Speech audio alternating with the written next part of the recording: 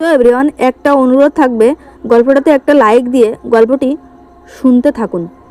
গোরস্থানের পাশ দিয়ে গ্রামের ভিতরে যাওয়া আসার রাস্তা। ওই রাস্তা দিয়ে দিনের বেলায় যাতায়াতে কোনো সমস্যা হতো না, কিন্তু রাত হলেই নামতো বিপত্তি। একা একা যাওয়া তো দূরের কথা, ভয়ে মানুষজন দল বেঁধে যেতেও সাহস পেত না। গোরস্থান পবিত্র একটা জায়গা। অন্য কোনো স্থানে ভয় পেলেও গোরস্থানে ভয় পাওয়ার কথা নয়। তারপরও গ্রামবাসীদের মধ্যে কিসের যেন একটা ভয় সবসময়ই লেগেই থাকতো। কেউ একা একা যাওয়া আসা করতে গিয়ে গোরস্থানের ভিতরে দূর থেকে সাদা কি যেন নড়াচড়া করতে দেখত এবং অদ্ভুত ধরনের আওয়াজও শুনতে পেত। এক মুখ দুই মুখ করতে করতে সমস্ত গ্রামবাসীর মধ্যে এক ধরনের ভীতির সঞ্চার হয়। আসল ঘটনাটা কি তা পরীক্ষা করার জন্য রাতে দল বেঁধে গোরস্থানে যেতেও সকলেই ভয় পেত। তবে কোনো মানুষ মারা গেলে তাকে মাটি দেওয়া সময় কেউ কখনো বিপদের সম্মুখীন হয়নি। তাই গ্রামবাসীরা মানুষ মারা না গেলে কেউ সন্ধ্যার পরে গোরস্থানে তো দূরের কথা, গোরস্থানের পাশ দিয়েও হাঁটত না। হঠাৎ একদিন বয়স্ক একজন লোক সন্ধ্যার পর পর ওই পথ দিয়ে গ্রামের দিকে আসছিল। লোকটি নিজের কাজে শহরে গিয়েছিল, কিন্তু শহর থেকে আসতে দেরি হওয়ার কারণেই তার সন্ধ্যার পরে যাত্রা। সে যখন গোরস্থানের খুব কাছাকাছি পৌঁছলো, তখন ভীতিকর এক ধরনের শব্দে তার গা ছমছম করতে লাগলো। তারপরও সে না দাঁড়িয়ে বুকে ফু দিয়ে গোরস্থানের দিকে এগোতে থাকলো। গোরস্থানের মাঝামাঝি যখন এসে পৌঁছলো লোকটি, তখন সে পাশের ঝোপের দিকে তাকিয়ে চুপ করে দাঁড়িয়ে রইল।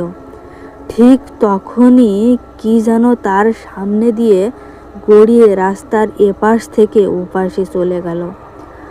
আর তখনই এমন জোরে চিৎকার শুরু করলো লোকটি যে গ্রামের আশেপাশের বাড়ির মানুষজন লাঠি নিয়ে ছুটে আসতে থাকলো গোরস্থানের দিকে।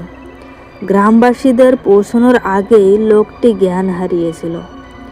গ্রামবাসীদের কেউ কেউ তাকে ধরাধরি করে গ্রামের কবিরাজ বাড়িতে নিয়ে গেল, আর কেউ কেউ গোরস্থানের ভিতরে ভূতের তল্লাশি করতে থাকলো।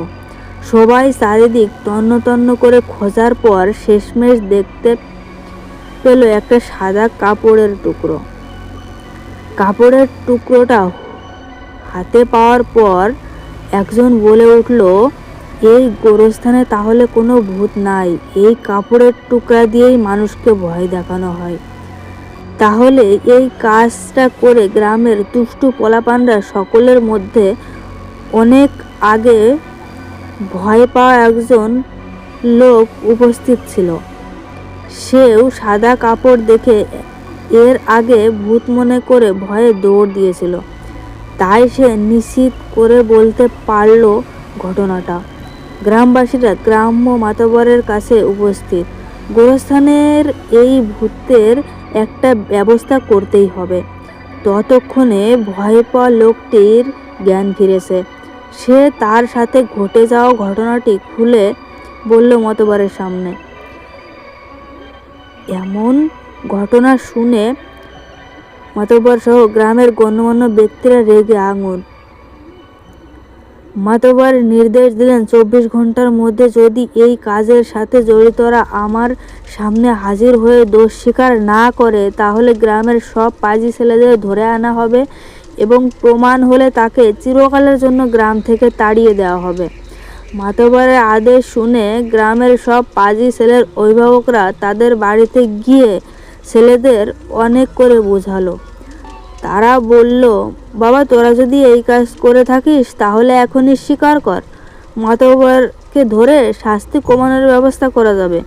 আর যদি স্বীকার না করিস তাহলে প্রমাণ হলে এই গ্রামে আর চিরতরে ঢুকতে পারবি না। পরদিন সকাল 10টা। মাতবরের দেয়া 24 ঘন্টার আলটিমেটামের সময় পার হতে আর 1 ঘন্টা বাকি। গ্রামবাসীরা আস্তে আস্তে হাজির হচ্ছে, কিন্তু কোনো পাজি ছেলের দেখা পাওয়া যাচ্ছে না। সবাই অতিক্রম হওয়ার ঠিক 10 মিনিট পর আলম আর তার দুই বন্ধু হাজির হলো মাতবারের সামনে। আলম হলো গ্রামের সবচেয়ে শান্তশিষ্ট ছেলে। তার বন্ধুরাও ছিল তার মতোই নিরীহ প্রকৃতির। গ্রামের কেউ তাদেরকে কখনো কোনো ঝামেলায় জড়াতে দেখে নাই, তাই গ্রামবাসীরা তাদের তিনজনকেই সব সময় ভালো ছেলে বলেই জানতো।